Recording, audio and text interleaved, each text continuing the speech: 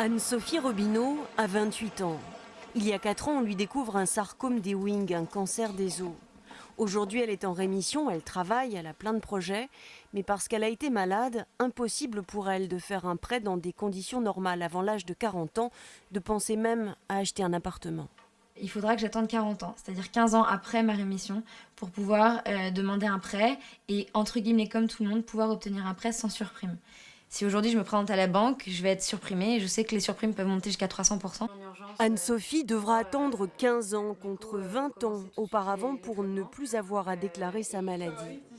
Tous ces jeunes ont été touchés par le cancer. La maladie, on ne l'a pas choisie, on a tiré le mauvais numéro à la loterie, c'est tout.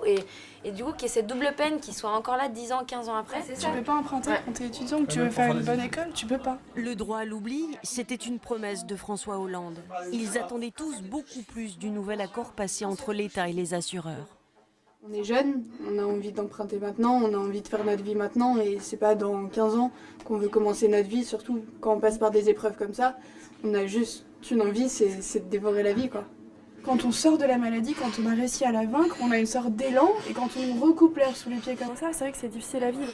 Ce qui change vraiment, c'est le droit à l'oubli pour tous ceux qui ont eu un cancer avant l'âge de 15 ans. Dans ce cas-là, le délai lui est ramené à 5 ans. L'association UFC Que Choisir le reconnaît, il y a une avancée, mais pour une minorité de malades.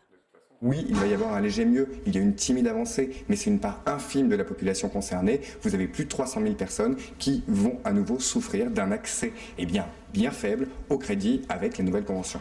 L'espoir d'Anne-Sophie, c'est que le Sénat relaie leurs revendications lors des débats sur la loi de santé. Et pour envisager le futur comme les autres, obtenir que le délai de 15 ans soit réduit.